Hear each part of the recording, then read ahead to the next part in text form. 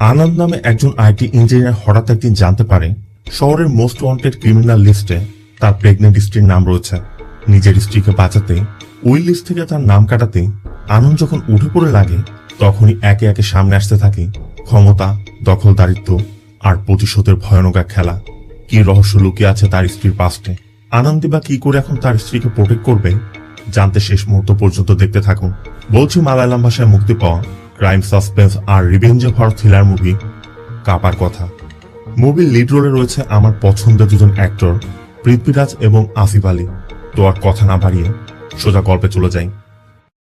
প্রথমে আমাদের আনন্দ আর তার স্ত্রী বিনুকে দেখানো হয়। বিনু মূলত প্রেগনেন্ট, তাই আনন্দ তাকে হেলথ চেক আপ করাতে নিয়ে এসেছে। এখানে ডক্টরের কথা আমরা এটাও জানতে পারি বিনুর কোনো একটা মেন্টাল স্ট্রেস রয়েছে, তাই ডক্টর তাদেরকে একটু কেয়ারফুল থাকতে বলে। তবে প্রেগনেন্সির বিষয়টা এখনো তারা ওইভাবে ডিসাইড করেনি, কারণ বিনুর মেন্টাল কন্ডিশনের উপর ডিপেন্ড করছে। আনাদ মূলত একজন আইটি ইঞ্জিনিয়ার, সবেমাত্র এখানে একটি আইটি কোম্পানিতে যোগদান করেছে। বাড়িতে ফেরার সময় আনাদ বিনুকে এটাও বলে বিনু যে ডিসিশন নিবে আনাদ তাকে সেভাবে হেল্প করবে, সবসময় তার পাশে থাকবে। তো এরপর যখন তারা অ্যাপার্টমেন্টে পৌঁছায়, নিচে একটি পুলিশের জিপ দেখা যায়। এরপর তারা ফ্ল্যাটে ঢোকা মাত্রই ক্রাইম ব্রাঞ্চের এএসআই আরমুগান আসে। মূলত সে একটি রুটিন ইনভেস্টিগেশন জন্য এসেছে, মানে এখানে কলোনিতে কারা কারা থাকে, কে কি করে সেই সকল তথ্য নিতে এসেছে। তবে সে যখন আনন্দ আর বিনু সম্পর্কে সকল তথ্য লিখছিল, তখন বিনু তার পুরো নাম বিনু ত্রিভিক্রমান বলা মাত্রই আরমুগান একদম চমকে যায়। মূলত ত্রিভিক্রমান বিনুর বাবার নাম। মূলত বিনুদের এলাকায় সে আগে চাকরি করেছে, তাই সে বিনুর কাছে তার বড় ভাই বিজুর কথা জানতে চায়। এখানে আমরা তাদের কথা আরো একটি বিষয় বুঝতে পারি। বিনু যখন ক্লাস 12-এ ছিল, ওই সময় কোনো একটি ঘটনা ঘটেছিল। তবে সেই ঘটনা সম্পর্কে আনন্দ এখনো কিছুই জানে না। বিনুর পরিচয় জানা মাত্রই আরমুগান কেমন যেন অন্যভাবে বিনুর দিকে তাকাচ্ছিল। এমনকি চলে যাওয়ার সময়ও সে আনন্দকে আজ সন্ধ্যাবেলায় তার অফিসে গিয়ে দেখা করতে বলে। সাথে এটাও বলে এই বিষয়টা যেন বিনু কিছুতেই না জানে। আনন্দ আসলে বুঝতে পারছে না যে আরমুগান কি বলতে চাইছে, কিন্তু বিনু ঠিকই বুঝতে পারছে আরমুগান তাকে চিনতে পেরেছে। আর এরপরই আমাদের দেখানো হয় ওই সময় কোট্টামধু নামে এক গ্যাংস্টার লোকেরা দিনের আলোতে সবার সামনে, এমনকি বিনুর সামনে তার বড় ভাই বিজুকে কুপিয়ে হত্যা করেছিল। মূলত ওই ঘটনার কথাই আরমুগান বলেছে। এদিকে আরমুগানের কথা মতো আনন্দ সন্ধ্যার পর আরমুগানের সাথে দেখা করে এবং আরমুগানকে জানায় বিনু আর সে একই কোম্পানিতে চাকরি করত, সেই সুবাদে তারা বিয়ে করেছে, আর বিয়ে হয়েছে 2 বছর। আরমুগান বারবারই আনন্দের কাছে বিনুর পাস্ট হিস্টোরির কথা জানতে চাচ্ছিল যে তুমি ওর পাস্ট সম্পর্কে জানো কিনা, কিন্তু আনন্দ বুঝতে পারছে না যে কোন পাস্টের কথা সে বলছে। এমনকি বিজুর মৃত্যুর বিষয়ে জানতে চাইলে আনন্দ বলে বিনু তাকে বলেছিল বিজু একটি অ্যাক্সিডেন্টে মারা গিয়েছিল, কিন্তু আরমুগান বলে ও তোমাকে মিথ্যা বলেছে, তাকে দিনের আলোতে কুপিয়ে হত্যা করা হয়েছিল। এমনকি আরমুগান জানায় যে ঘটনাটি আসলে ত্রিভান্দামের। ওই সময় অনেকগুলো গ্যাং সেখানে অ্যাক্টিভ ছিল, আর বিনুর বড় ভাই বিজুর একটু গ্যাং ছিল, তবে তার অপোজিট গ্যাং তাকে খুন করেছিল, মানে কোট্টামধুর গ্যাং। তবে আরমুগান শুধুমাত্র এই বিষয়গুলো জানানোর জন্য আনন্দকে এখানে ডাকেনি। সে ভালো করেই বুঝতে পারছিল যে আনন্দ এই সম্পর্কে কিছুই জানে না, তাই এরপর সে আনন্দকে এমন তথ্য জানায় যেটা শোনার জন্য আনন্দ মোটেও প্রস্তুত ছিল না। আরমুগান জানায় যে কেরালে কাপা নামে একটা আইন ছিল, সেটাকে গুন্ডাদের আইনও বলা হতো, কিন্তু অনেক সময় যাবৎ ওই আইনে কাউকে অ্যারেস্ট করা হয়নি। কিন্তু পরবর্তীতে যখন মুখ্যমন্ত্রী দেখল যে আসলে ক্রাইম রেট বাড়ছে, তখন সে ওই অ্যাক্টের আন্ডারে গুন্ডাদেরকে অ্যারেস্ট করার আদেশ দেয়, যে জন্য ওই সময় কেরালা পুলিশ অ্যাক্টিভ গ্যাংদের একটি তালিকা তৈরি করেছিল। এক কথায় বলতে গেলে তাকে কাপা লিস্ট বলা হয়। এমনকি পুলিশ সে সময় প্রায় 2500 গুন্ডাদের অ্যারেস্ট করে, আর সেখান থেকে 237 জন ছিল ত্রিভান্দাম জেলার, এর মধ্যে অনেকে পলাতক। আর ওই পলাতক লিস্টের মধ্যে বিনু একজন। আরমুগান ভালো করে জানতো আনন্দ তার মুখের কথা বিশ্বাস করবে না, তাই আরমুগান ওই কাপা লিস্টটি বের করে আনন্দকে দেখায়। আনন্দ লক্ষ্য করে এখানে তার স্ত্রীর নাম লেখা আছে ঠিকই, কিন্তু এখানে বাবার নামের জায়গায় সন অফ লেখা আছে। আরমুগানের কথাটা পুলিশের ভুল, যে কোনো সময় কারেকশন করতে পারে। মূলত আনন্দ এটাই বোঝানোর চেষ্টা করছিল যে বিনু তো একদম সাধারণ একটা মেয়ে, ও এই ধরনের কাজ কিছুতেই করতে পারে না, এখানে কোনো একটা ভুল হয়েছে। আরমুগান তখন আনন্দকে বোঝায় তুমি সবেমাত্র এগুলো শুনলে তো, তুমি এখন বাড়িতে যাও, কাল তুমি আমার সাথে দেখা করো, আমি আরো ডিটেলসে বলবো। তবে ভুল ক্রমে তোমার ওয়াইফের কাছে এই বিষয়ে কোনো কিছু শেয়ার করো না। যে জন্য আনন্দ এখন খুব দুশ্চিন্তায় রয়েছে। আবার বিনু প্রেগনেন্সির জন্য প্রস্তুত, কিন্তু তার জন্য তো আনন্দকে আগে বিনুকে প্রোটেক্ট করতে হবে। তাই পরবর্তী দিন পুরো তথ্য জানতে আনন্দ আরমুগানকে 50,000 টাকা ঘুষ পর্যন্ত দেয়। আরমুগান তখন ত্রিবান্দামের গ্যাংয়ের সম্পর্কে জানায় যে ওই গ্যাংগুলোর কোনো লিডার যদি কখনো মারা যায় তো সাধারণত লিডারের রক্তের সম্পর্কের যে থাকে বা আশেপাশে কেউ থাকে সেই ওই গ্যাংকে লিড দেয়, পরবর্তীতে তার মৃত্যুর বদলা নেয়। আর এখানেও তেমনটি হয়েছিল। বিনুর বড় ভাই বিজুর যে গ্যাং ছিল, বিজুর মৃত্যুর পর বিনু সেই গ্যাংকে হ্যান্ডেল করছিল। আর এখনো পর্যন্ত ত্রিভান্ডামে বিনুর নামে অ্যাক্টিভ গ্যাংও রয়েছে যারা বিনুর নাম ব্যবহার করছে। আর পরবর্তীতে পুলিশ তদন্ত করে জানতে পেরেছে যে গ্যাং তো ঠিকই আছে, কিন্তু গ্যাং লিডার পলাতক। তখন থেকে পুলিশ বিনুকে খুঁজে বেড়াচ্ছে। আরমগান বেশ কয়েকটি পেপার কাটিংও দেখায় যেখানে বিনু গ্যাংয়ের বিভিন্ন কর্মকাণ্ড সম্পর্কে প্রকাশ করা হয়েছে। আর এই সকল পেপার কাটিং ক্যাপিটাল ক্রাইম নামে একটি দৈনিক পত্রিকার, মানে অন্য কোনো পত্রিকায় এগুলো প্রকাশ হয়নি। আর ওই পত্রিকা লতিফ নামে একজন পরিচালনা করে, যে কিনা বিনুরই প্রতিবেশী। আরমগান লতিফের সম্পর্কে জানায় যে লতিফের ঘরে একমাত্র তার বড় বোন আছে, আর ওই অস্ত বোনের নাজির নামে একটি ছেলেও আছে যে বর্তমানে মিডল ইস্টে। তবে এক সময় বিজুর যে গ্যাং ছিল ওই গ্যাংয়ে বিজুর সহযোগী ছিল। ওই দিন বিজুর খুন হয়েছিল আর নাজির এরপরই মিডল ইস্টে পালিয়ে যায়। এরপর থেকে কখনো আর ত্রিভান্ডামে পা রাখেনি। বিজু মারা যাওয়ার পর নাসিরের নামে কোনো গ্যাং ছিল না, কিন্তু ওই সময় যে অ্যাক্টিভ গ্যাং ছিল লতিফ ওই গ্যাংকে ব্যবহার করে বিনুর নামে চালিয়ে দিচ্ছিল। সে তার পত্রিকার মাধ্যমে বিনুর নাম করে ওই কর্মকাণ্ডগুলো প্রকাশ করত। আর এগুলো লতিফ করছিল শুধুমাত্র কোট্টা মধুকে দেখানোর জন্য যে বিনুর বড় ভাই বিজুকে খুন করেছিল, আর ওয়াদা করেছিল নাসিরকে সে কখনোই ত্রিভান্ডামের মাটিতে পা রাখতে দিবে না। ত্রিভান্ডামে মধুকে টেক্কা দেওয়ার মতো কেউই নেই, কারণ সবকিছু মধুর কন্ট্রোলে থাকে।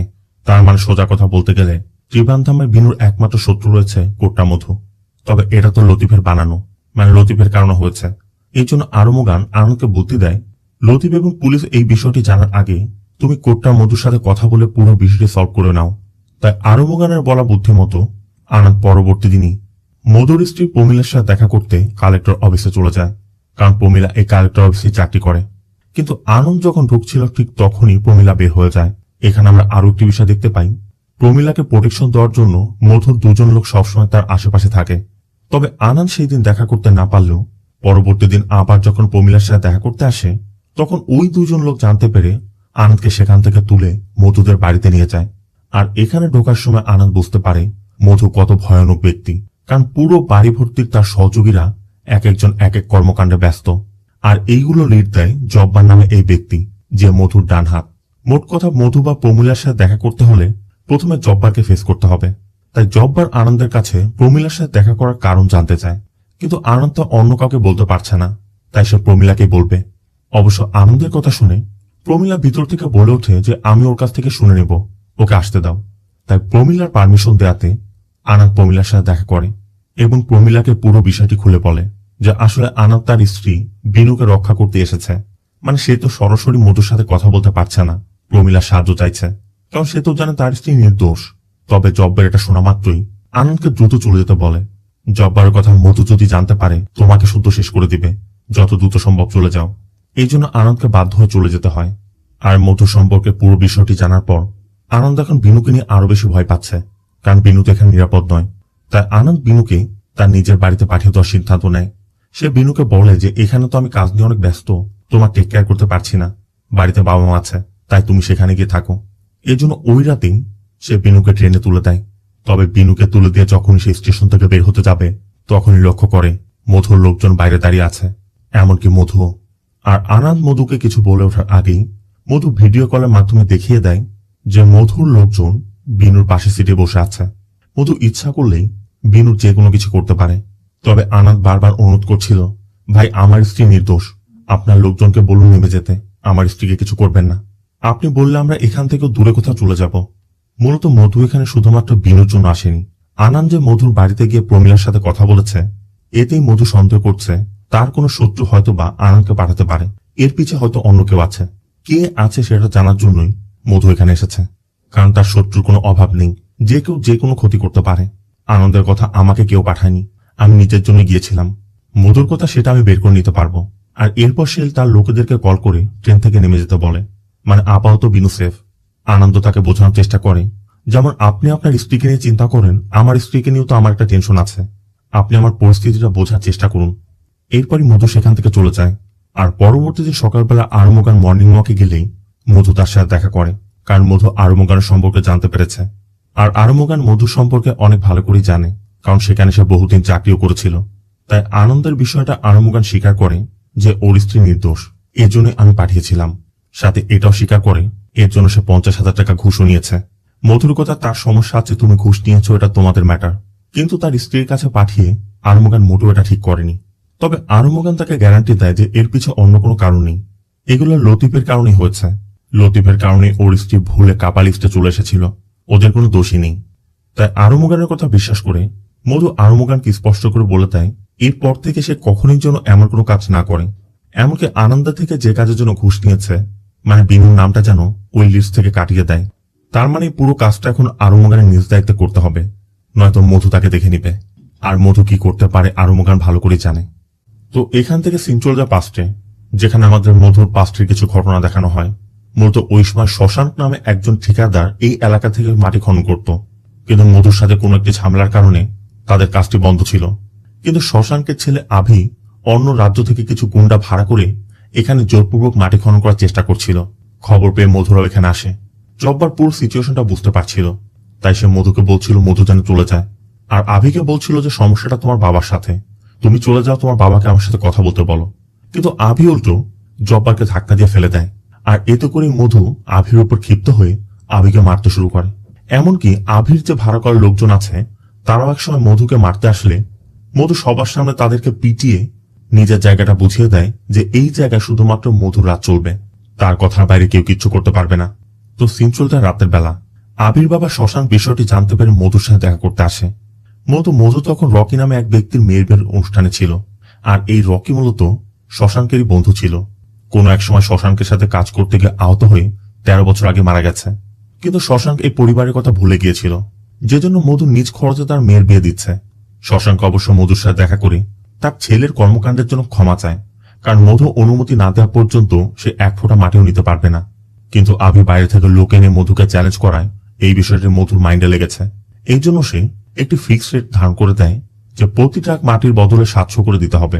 শশাঙ্কেরও কিছু করার নেই, না হলে তার ব্যবসা বন্ধ হয়ে যাবে। এরপর মধু যখন চলে যাচ্ছিল তখনই পান্ডে নামে একটি ছেলে তার সাথে দেখা করতে আসে। পান্ডেকে দেখা মাত্র জব্বার সরিয়ে দিচ্ছিল। অবশ্য পান্ডে বলে যে মেয়েটির বিয়ে হচ্ছে সে পান্ডের ক্লাসমেট ছিল, এখানে শুধুমাত্র খাবার খেতে এসেছে। মধু তখন পান্ডের কাছে তার মায়ের খবর জানতে চায়।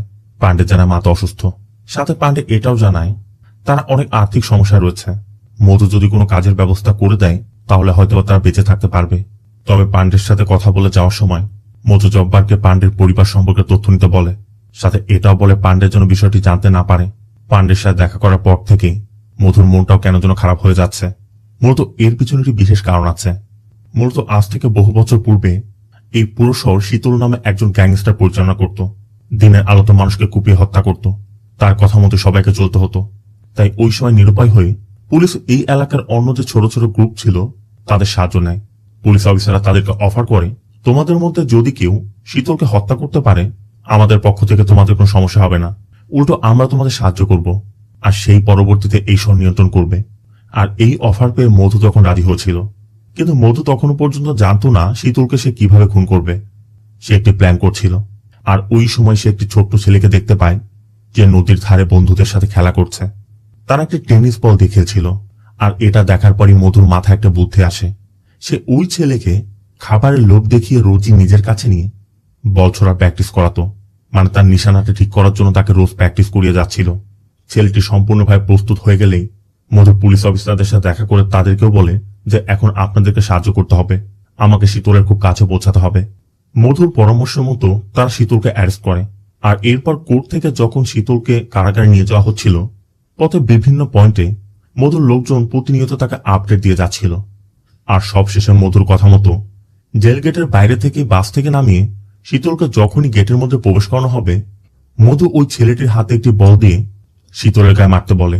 কথা মতো ছেলেটি মারা মাত্রই শীতল সেখানে মারা যায়, কারণ সেটি আসলে একটি বোমা ছিল। আর ওই ছেলেটি অন্য কেউ নয়, পান্ডে ছিল। কিন্তু পান্ডে জানতো না যে সে কি করতে যাচ্ছে। ওই ঘটনায় শীতলের সাথে একজন পুলিশও মারা গিয়েছিল। ওই ঘটনার পর মধু তো পুরো শহরে ডন হয়ে গিয়েছিল ঠিকই, কিন্তু তার জন্য একটা নিরপরাধ নিষ্পাপ ছেলের জীবন নষ্ট হয়ে গিয়েছিল। আর আজ পর্যন্ত মধু ওই জন্য নিজেকে ক্ষমা করতে পারছে না। যখনই সে কখনো পান্ডেকে দেখতে পায় তখনই তার মধ্যে ওই কথাগুলো মনে পড়ে। জব্বার অবশ্য বোঝানোর চেষ্টা করে যে এমন ঘটনা ঘটবেই, সেটা ভুলে মুভ অন করতে হবে। কিন্তু মধু যতদিন জীবিত থাকবে মৃত্যুর আগ পর্যন্ত সে ওই ঘটনা বলতে পারবে না। আর যেদিনই সে পান্ডেকে দেখতে পায় ওই দিনই বাড়িতে গিয়ে প্রচুর ড্রিঙ্ক করে। প্রমীলা পুরো বিষয়টি ভালো করে জানে, তবে প্রমীলা মধুকে বোঝানোর জন্য সবসময় চেষ্টা করে, সাথে এটাও বলে মধুকে এখন শক্ত থাকতে হবে, নয়তো এর প্রভাব তাদের উপর পড়তে পারে। এখানে প্রমীলার কথা আরো জানা যায়, মধুর আগে মধুর বড় ভাই রবি এই গ্যাং পরিচালনা করত, যেটা মধু বর্তমানে পরিচালনা করছে। তবে ওই সময় শহরের অন্য গ্রুপের লিডার প্রতাপ মধুর ভাইকে হত্যা করেছিল। এমনকি মধুর ভাইয়ের হাতে যে একটা আংটি ছিল সে আংটিটা পর্যন্ত সে নিয়ে গিয়েছিল। তবে পরবর্তীতে মধু আবারও সে আংটিটা হাসিল করেছে। আবার এদিকে মধু দেখা করার পর আরমুগান ওখান টেনশনে আছে। আরমুগান আনন্দের সাথে দেখা করে তার কাছে জানতে চায় যে তার পিছে কেউ আছে কিনা, কারণ যদি থাকে মধু তাকে কখনোই ছাড়বে না, আরমুগান শেষ হয়ে যাবে। তবে মধু যেমনটা বলেছে বিনুর নাম ওই লিস্ট থেকে বের করতে হবে। তাই আরমুগান আনন্দকে বলে তুমি কাল থ্রিমান্দারের ডিএসপি অফিসে গিয়ে একটি লেটার সাবমিট করবে, কিভাবে লিখতে হবে আমি সব বলে দিব, বাকি সবকিছু আমি দেখব। তো কথা মতো পরবর্তী দিন আনন্দ ডিএসপির কাছে সেই লেটার সাবমিট করে ঠিকই, কিন্তু ডিএসপির কথা এই জন্য তো বিনুকে নিজে আসতে হবে। যতক্ষণ বিনু নিজে না এসে এটা সাবমিট না করছে ততক্ষণ পর্যন্ত তারা এটা একসেপ্ট করবে না। আনন্দ যতভাবে বোঝানোর চেষ্টা করুক যে ও অসুস্থ বা ওর যত রকম আইডিয়া আছে সব প্রুফ আমি দিতে পারবো, কিন্তু ডিএসপি এসবে রাজি হচ্ছে না। তাই ডিএসপি একসময় তার সহযোগী প্রজিতকে ডেকে পুরো বিষয়টি তাকে হ্যান্ডেল করতে বলে। প্রজিত তখন আনন্দকে অন্য পাশে নিয়ে যায় এবং আনন্দকে বোঝায় সে কেন এই ঝামেলা নিয়ে এর কাছে এসেছে।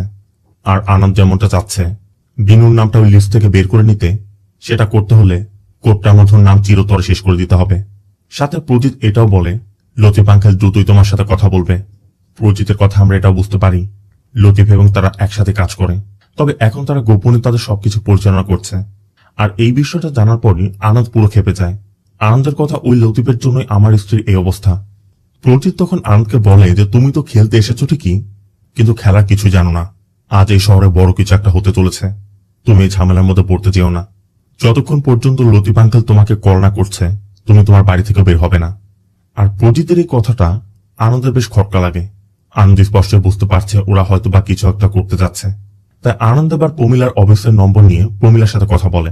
প্রমিলাকে সে পুরো বিষয়টি বলে যে আজ থানায় সে প্রজিতের সাথে দেখা করেছে, যে লতিফেরই সহযোগী, এবং তারা কোন একটা পরিকল্পনা করেছে, তারা বড় কিছু করতে যাচ্ছে, সম্ভবত সেটা মধুর সাথে। এগুলো জানার পর প্রমিলা বলে ঠিক আছে আমি দেখব। প্রমিলার সাথে সাথে মধুকে কল করে। অবশ্য মধু তখন পার্টি অফিসে বসে আছে, কারণ সে রাজনীতিতে প্রবেশ করতে চাইছে, পার্টি থেকে নিজের টিকিটটি সিকিউর করতে এসেছে। প্রমিলা কল করে পুরো বিষয়টি বোঝায় যে আনন্দ তাকে কল করে এই বিষয়টি বলেছে, কিন্তু মধু এসব হেসে উড়িয়ে দেয় যে এসব নিয়ে তোমার চিন্তা করতে হবে না, তুমি তোমার কাজ করো। এরপর মধু তার সাঙ্গপাঙ্গ নিয়ে বের হয়ে যায়, কিন্তু কিছু দূর যাওয়ার পরই মধুর সাথে তার যে সহযোগীর গাড়িগুলো ছিল সেই গাড়িগুলো ট্রাফিক জ্যামের মধ্যে পড়ে যায়। তারা জানা কোনোভাবে তারা আসতে পারছে না, সামনে ঝামেলা হয়েছে। এই জন্য মধু একাই যেতে শুরু করে। আর কিছু দূর যাওয়ার পর একটি ট্রাক এসে তাকে হিট করার চেষ্টা করে। এতে করে মধু স্পষ্ট বুঝতে পারে যে এগুলো হয়তো পরিকল্পনা, তাকে হত্যা করার চেষ্টা। সাথে কয়েকটি মোটরসাইকেলও তাকে ফলো করছিল, কিন্তু জব্বার এমনভাবে আটকে আছে কোনোভাবেই মধুর কাছে পৌঁছাতে পারছিল না। তাই যা করার মধুকেই করতে হবে। এই জন্য মধু একাই কার ড্রাইভ করে ওই বাইকে থাকা লোকেদের সাথে ফাইট করে, এমনকি একসময় তার কাছে থাকা গান দিয়ে কয়েকজনকে শুরু করে। আর সবশেষে একটি পেট্রোল পাম্পে ওই গানটিকে লুকিয়ে যখনই বাড়ির উদ্দেশ্যে যাবে ঠিক তখনই পুলিশের চেকপোস্ট পড়ে। মধু স্পষ্টই বুঝতে পারছে যে তাকে ধরার জন্য এটা করা হয়েছে, তবে মধু তো আগে গান সরিয়ে রেখেছে, তাই পুলিশ চেক করে কিছুই পাচ্ছিল না। মধুর কথা আমার গাড়িতে কি পাওয়া যাবে কি পাওয়া যাবে না সেটা আমি ডিসাইড করব। আর সবকিছু দেখে মনে হচ্ছে মধুকে সরানোর জন্যই বন্দোবস্ত করা হয়েছিল, কিন্তু যারা করেছে তাদেরকে ভালো করে বলে দিবেন মধুর এখনো সময় হয়নি। মধু সবার নাকের ডগা দিয়ে চলে যায়, আর খবরটি সাথে সাথে সবার কাছে পৌঁছেও যায়। আবার লতিফ তো তার পত্রিকায় মধুর মৃত্যুর খবর পর্যন্ত ছেপে ফেলেছিল, কিন্তু তাদের প্ল্যান ব্যর্থ হলো। খবর পেয়ে প্রমিলা বাড়িতে পৌঁছে গিয়েছিল। আবার মধুর ছেলেকে স্কুল থেকে নিয়ে আসা হয়েছে। মধুকে দেখে তারাও এখন স্বস্তি পেয়েছে। তবে দিনের বেলা যেহেতু মধুর উপর আক্রমণ করা হয়েছিল, জব্বার সিকিউরিটি টাইট করে দেয়। সবাই সারা বাড়ির চতুর্দিকে পাহারা দিচ্ছে। এর মাঝে আমাদের মধুর পাস্টের একটি দৃশ্য দেখানো হয়। মধু একদিন জব্বারের সাথে একটি রেস্টুরেন্টে নাস্তা করছিল। ঠিক তখনই প্রতাপ এসে সেখানে মধুর সাথে ঝামেলা করে। মধু আগে থেকে ভালো করে জানত প্রতাপই তার ভাইকে খুন করেছে, আর তার ভাইয়ের আংটি প্রতাপের হাতে আছে। তাই কথা কাটাকাটির এক পর্যায়ে মধু প্রতাপকে সবার সামনে খুন করে এবং তার ভাইয়ের হাতের আঙ্গুল কেটে যেমন আংটি বের করে নিয়েছিল, মধু ঠিক একইভাবে ওই আংটিটি নিয়ে নেয়। আর ওই দিনই মূলত আরমগান এখানে ডিউটি করার সময় মধুকে দেখেছিল। তাই এই আংটির বিষয়ে বলতে গেলে এই আংটিটি একরকম মুকুটের মতো। যেমন রাজার মাথায় মুকুট থাকে, তেমনি এখানে যে প্রধান তার হাতে ওই আংটিটি থাকে। এটা একটা সিম্বল। এদিকে আনন্দ সময় মতো খবর দেওয়ার কারণে আজ মধুর জীবন বেঁচে গেছে। এই জন্য প্রমীলা ধন্যবাদ জানাতে আনন্দকেও ডেকেছিল। আনন্দ মধুকে বোঝায় সে শুধুমাত্র নিজের স্ত্রীকে ঝামেলামুক্ত করার জন্য চেষ্টা করছে, এর বাইরে কিছুই নয়। মধুও কথা দেয় যদি তার স্ত্রীর কোনোভাবে ইনভলভমেন্ট না থাকে তাহলে তার দিক থেকে কোনো সমস্যা হবে না। তাই সে আনন্দকে বলে তুমি তোমার স্ত্রীকে নিয়ে এখান থেকে দূরে কোথাও গিয়ে নতুন জীবন শুরু করো। সাথে আনন্দকে ডিনার অফার করে। তবে যখন একসাথে তারা খাবার খেতে বসে ঠিক তখনই বিনু কল করে জানতে চাচ্ছিল সে কোথায়। আনন্দ তখন বিনুকে সবার সামনে মিথ্যা বলে যে আমি অফিসের কাজে ব্যস্ত আছি। মধুরা স্পষ্টই বুঝতে পারে আনন্দ মিথ্যা বলছে, তার মানে বিনু হয়তো এই সম্পর্কে কিছুই জানে না। তবে যাওয়ার সময় আনন্দ প্রমীলাকে বলে যায় সবকিছু ঠিকঠাক থাকলে খুব দ্রুতই সে তার স্ত্রীকে নিয়ে এখান থেকে দূরে কোথাও চলে যাবে। আনন্দ চলে যাওয়া মাত্রই জব্বারের কাছে খবর আসে আজকে দিনের বেলায় যারা মধুর উপর আক্রমণ করেছিল তাদের কয়েকজনের ফোন লোকেশন ট্রেস করা গেছে। আর তারা এখন বুঝতে পারছে এগুলো লতিফের লোক ছিল, মানে লতিফ রায় করিয়েছিল। তাই মধু তার লোকজন নিয়ে সেখানে চলে যায়, যেখানে লতিফ, প্রচিত এবং আরো কয়েকজন একসাথে ড্রিঙ্ক করছিল। কারণ তারা যে প্ল্যান করেছিল সেটা ভেস্তে গেছে। জব্বার তো চাইছিল এখনই লতিফকে মেরে ফেলবে, কিন্তু মধু বাধা দেয়। মধুর কথা এখনই নয়, মূলত সামনেই নির্বাচন। মধু যেহেতু নির্বাচনে দাঁড়াতে যাচ্ছে তাই নির্বাচনের আগে সে কোনো খুন খারাপি করতে চাচ্ছে না। যা কিছু করার নির্বাচনের পরই করবে। লতিফ এটা ভালো করে জানে। কিন্তু লতিফের কথা যতদিন সে জীবিত আছে সে বারবার চেষ্টা করেই যাবে, মানে মধুকে মারতে চেষ্টাই করবে। মধু তো একসময় বলে দেয় এরপর যদি লতিফ কোনোভাবে তাকে মারতে চেষ্টা করে তাহলে মধু নির্বাচনের কথা ভুলে যাবে। মূলত লতিফের সাথে মধুর অনেক পুরাতন হিসাব নিকাশ বাকি। লতিফের ঘরে শুধুমাত্র তার বোনটা আছে, যে মৃত্যুসজ্জায় বারবার তার ছেলেটাকে দেখতে চাইছে। কিন্তু লতিফ ইচ্ছা করলে তাকে আনতে পারছে না, কারণ নাজির এখানে আসা মাত্রই মধু তাকে মেরে ফেলবে। মূলত লতিফ এবং বিনুর পরিবার অনেক বেশি ক্লোজ ছিল। তারা সবার উৎসব একসাথে ভাগ করে নিত, অনেক সুখে শান্তিতেই ছিল। কিন্তু হঠাৎ করে মধু আর তার গ্যাং বেজুকে খুন করে, আর প্রাণের ভয়ে নাজির মিডল ইস্টে চলে যায়। ওই সময় এই দুই পরিবারের উপর শোক নেমে এসেছিল। বিনু তার বড় ভাইয়ের মৃত্যুটা মানতে পারছিল না, কারণ নিজ চোখের সামনে সে দেখেছে। তাই বিনু মানসিকভাবে বিপর্যস্ত হয়ে যায়। মূলত ওই সময় থেকেই লতিফ মধুর পিছে পড়ে আছে। সিন চলে আসে প্রেজেন্টে। মধুর বাড়ি থেকে বের হই আনন্দ লতিফের সাথে দেখা করে। সে লতিফকে বলে যে আপনার সমস্যা কোথায়, আপনার পত্রিকায় আমার ওয়াইফের সম্পর্কে এগুলো কেন প্রকাশ করছেন। লতিফের কথা তুমি বিনুকে বিয়ে করেছো মাত্র 2 বছর। 2 বছর আগেও তো ওর একটা জীবন ছিল। ওই লাইফে কি কোনো ঘটনা ছিল না? ওই লাইফে যে ঘটনা ছিল সেই ঘটনার হিসাব নিকাশ রাখার অডিটর আমি। আনন্দের কথা দেখুন, ওই সময় কি হয়েছিল আমি জানি, কিন্তু এখন আমার স্ত্রী প্রেগনেন্ট, তারপর আবার ওর নাম কাপা লিস্টের মধ্যে আছে। আর এই সবকিছু আপনার জন্য।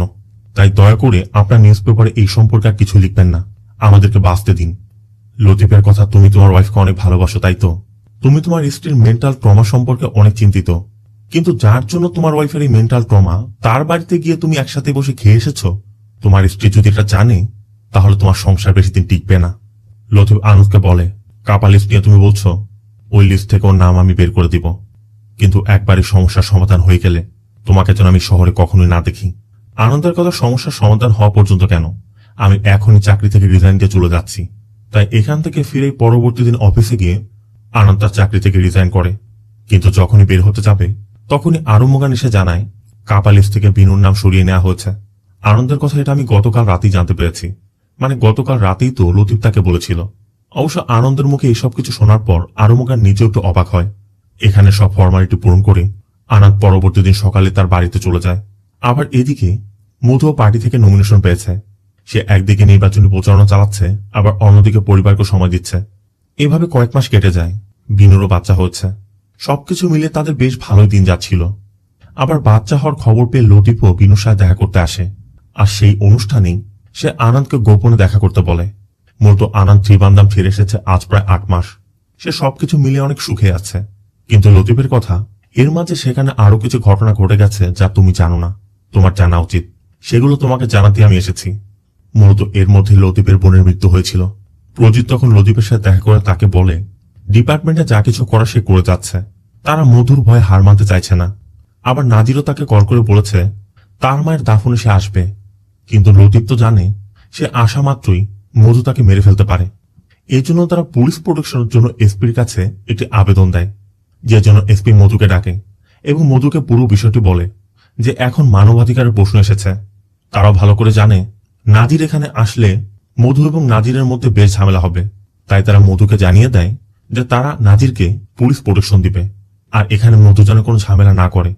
মধুর কথা, ওর মতো একজন লোক এখানে আসলে ঝামেলা হবে না তার গ্যারান্টি আমি দিতে পারবো না, তবে আমি কথা দিচ্ছি আমার কোনো লোকজন এয়ারপোর্টের আশেপাশে বা কবরস্থানে যাবে না।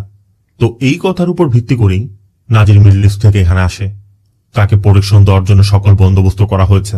আবার মধু সম্পর্কেও তারা ভালো করে জানত মধুর বিকল্প কোনো প্ল্যান থাকতে পারে, তাই তারা ইন্টেলিজেন্সের মাধ্যমে বিভিন্নভাবে তথ্য নিতে থাকে যে মধু কোন কোন উপায়ে নাজিরকে হত্যা করার চেষ্টা করতে পারে, কিন্তু কোনোভাবেই কোন রকম ক্লু খুঁজে পাচ্ছিল না।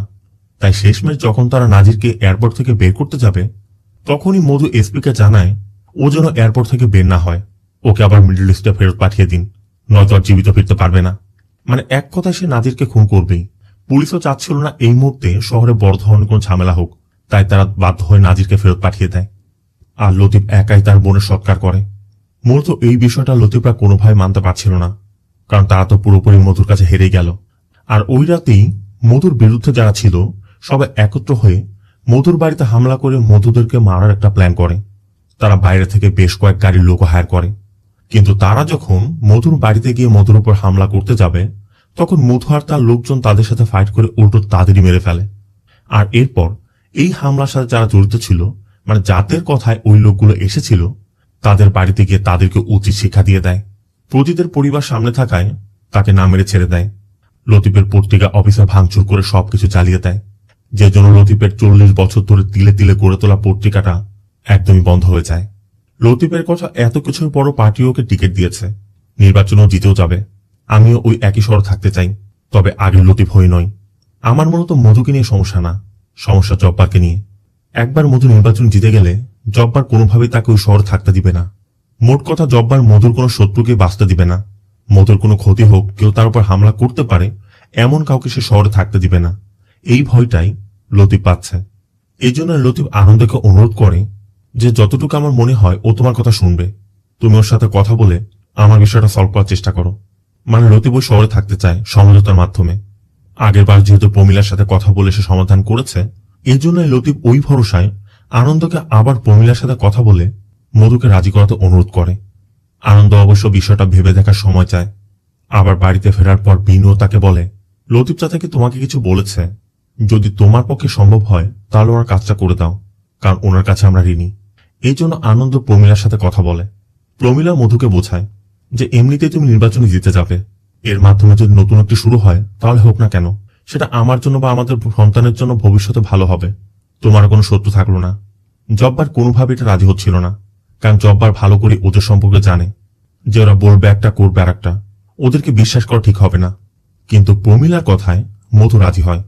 তবে মধুর কথা এটা আনন্দ বললে হবে না, লতিফকে নিজে তার সামনে দাঁড়িয়ে বলতে হবে, তখনই সে মানবে। আর এরপরে আনন্দকে নিয়ে সে লতিফের সাথে দেখা করতে চায়, যাওয়ার সময় জব্বারকেও নিয়ে যায়। অন্যদিকে লতিফও প্রজিতকে নিয়ে এসেছে। জব্বার আবার লতিফের সামনে যেতে চাচ্ছিল না, এই জন্য মধু আনন্দকে লতিফের সাথে দেখা করে। লতিফের কথা, এই শহরে থাকতে হলে, বেঁচে থাকতে হলে আমার এখন কি করতে হবে সেটা বলো, আর তোমার ঘরে তোমাকে মারার জন্য আমি লোক পাঠাইনি। মধুর কথা, তোমাকে তোমার মাই বিশ্বাস করতে পারবে না, আমি কি করে করি? এত কিছুর পর আমি দেখা করতে কেন এসেছি জানো? কারণ আমি আর ঝামেলা চাইছি না। আমরা যদি এভাবে লড়াই করে যাই, আমরা মরে গেলেও আমাদের ঝামেলা শেষ হবে না। তুমি যদি সবকিছু ভুলে এই শহর থেকে চলে যাও, আমি কথা দিচ্ছি আমি তোমার পিছু করব না। এরপর থেকে তোমার রাস্তা আমার রাস্তা একদমই আলাদা, কিন্তু তারপরও যদি তুমি আমার রাস্তায় এসে পড়ো তাহলে আমি তোমাকে জীবিত ছাড়ব না। বলেই মধু চলে যাচ্ছিল। আনান যেতে চাইলে লতিফ তাকে আটকে দেয়। আর এরপরই মধু লক্ষ্য করে সেখানে পান্ডে দাঁড়িয়ে আছে। মধু স্পষ্টই বুঝতে পারে যে লতিফই প্ল্যান করে পান্ডেকে এখানে এনেছে। তার মানে সমঝোতার কথা বলে লতিফ তাকে খুন করার প্ল্যান করিয়েছে। পান্ডে যখন ছোট ছিল, মধু পান্ডেকে ব্যবহার করে একজনকে খুন করেছিল, যার দায়ভার পান্ডেকে আজ পর্যন্ত নিয়ে ঘুরে বেড়াতে হয়েছে। তাই পান্ডেও মধুকে ঠিক একইভাবে হত্যা করে। তবে এই বিষয়টা আনন্দ কোনোভাবে মেনে নিতে পারছিল না। আনন্দের কথা তাকে ধোঁকা দেওয়া হয়েছে। আর সব থেকে বড় সমস্যা, আনন্দকে এর সাথে ইনভলভ করা হয়েছে, কারণ মধু তো আনন্দের উপর বিশ্বাস করে এসেছিল। সে এখন প্রমিলাকেই বা কি জবাব দিবে? লতিফের কথা, একবার তোমার কারণে ও বেঁচে গিয়েছিল, তাই তোমার দ্বারাই ওর মরা উচিত। এমনকি লতিফ এটাও জানে এখন শহরে অনেক দাঙ্গা ফাসাদ হবে, তাই আনন্দকে তার বউ বাচ্চার কাছে চলে যেতে বলে। এমনকি আনন্দকে নেওয়ার জন্য একটি গাড়িও দেওয়া হয়। মধুর মৃত্যুর খবর পৌঁছে গেছে, চারিদিকে শ্রদ্ধাঞ্জলি পোস্টার লাগানো হচ্ছে, আবার শহরের বিভিন্ন জায়গায় দাঙ্গাও হচ্ছে। আবার অনন্তকে বাড়িতে পৌঁছে দেওয়ার জন্য একজন গাড়ি নিয়ে যাচ্ছিল, কিন্তু অনন্ত বারবার নেমে যেতে চাচ্ছিল। আর এভাবে একসময় কারটি অ্যাক্সিডেন্ট করে বসে। আনন্দ কার থেকে নেমেই প্রমিলাকে কল করে এবং বলে, আমি ওখানে আসতে চাই। প্রমিলার কথা, এখানে আসে কোনো লাভ নেই, তুমি কেন এখানে আসবে? আনন্দ বলে, আমি শেষবারের মতো মধু ভাইকে দেখতে চাই।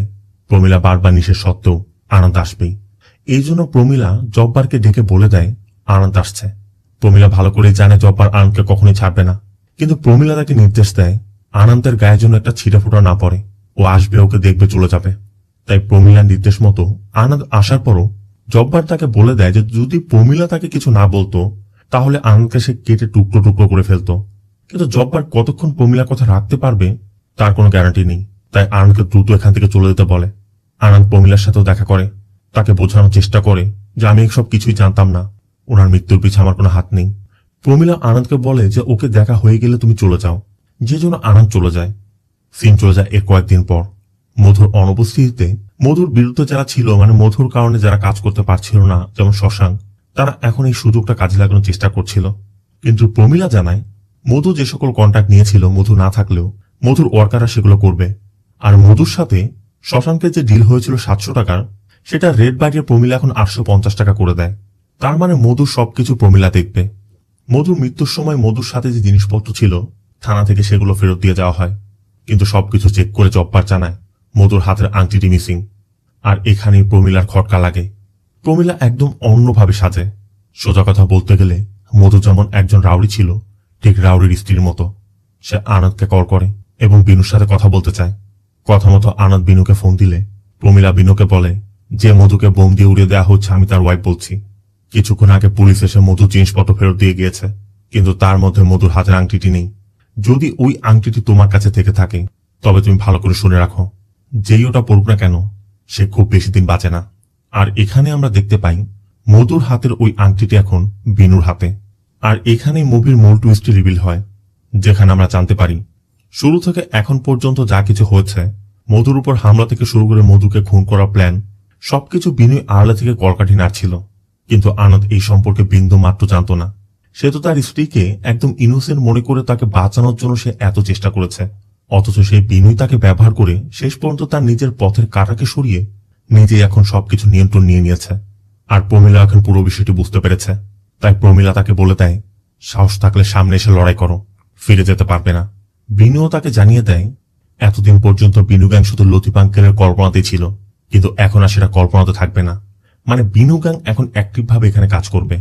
আর বিনু গ্যাংকে মেটানোর জন্য প্রমিলাও এখন তার গ্যাং রেডি করেছে। তার মানে ক্ষমতা, দখলদারিত্ব আর প্রতিশোধের লড়াই এখানে শেষ হয়ে যায়নি। এটা চিরন্তন ভাবে চলতে থাকবে যতদিন পৃথিবী থাকবে। এখানে মূলত মুভি শেষটা হয়।